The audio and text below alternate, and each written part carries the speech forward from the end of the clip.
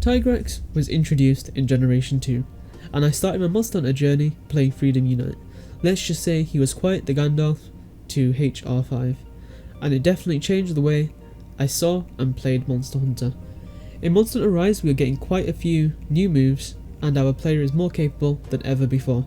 But this brings us to the question whether or not Monster Hunter Rise will actually be a difficult Monster Hunter game like the previous entries such as Monster Hunter Freedom Unite and 3 Ultimate, or if it will be more similar to Monster Hunter World's base game and be very easy on the player and more user friendly.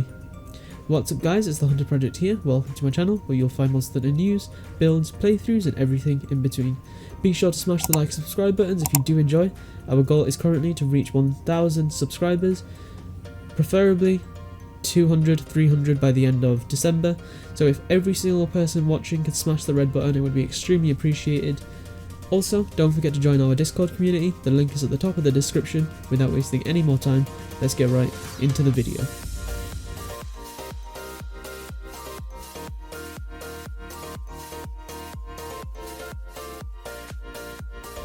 So back in 2008, I got a PSP, and the first game I got on it was the first ever Monster Hunter game that I played, Freedom Unite.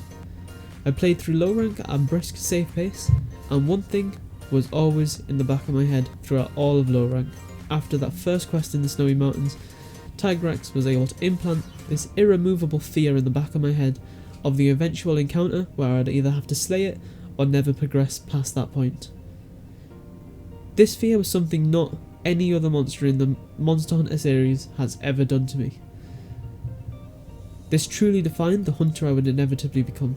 Tigrex was ruthless, brutal and unforgiving, not to mention the hitboxes in Unite being very unfair and in favour of the monster rather than the player. Tigrex taught hunters to be strategic with their decisions, choosing carefully when they should be evading and staying out of range, as well as when they should converge on the monster and attack.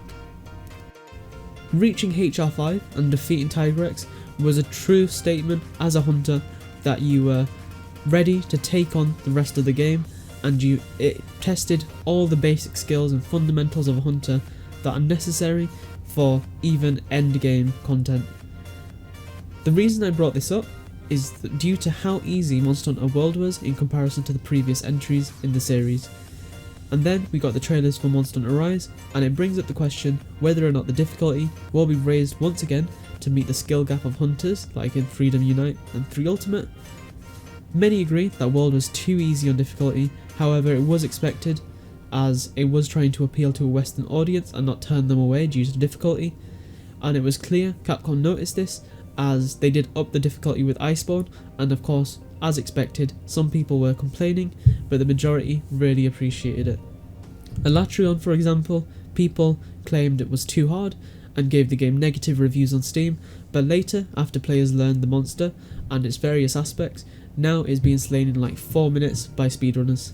Fatalis is another example of extreme difficulty that was eventually overcome as well, but fortunately Fatalis was not met with the same negative backlash in the reviews, as once again both of these monsters made sense for the amount of difficulty they brought to the table.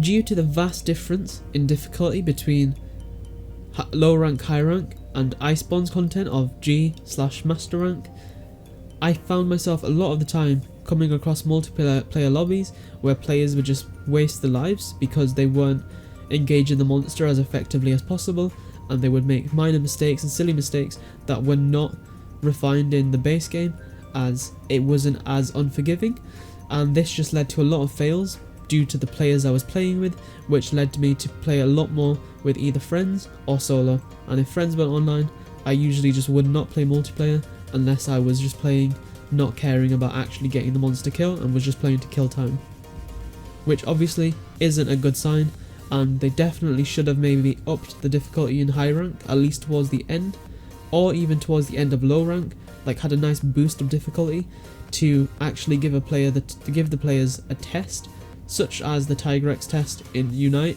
where everything was tested to prove that you had fully mastered all the fundamentals of the game. I think Rise really needs to achieve a good balance between relaxing and easy, as well as hard and challenging. One of my subscribers, Danielle, mentioned this on stream.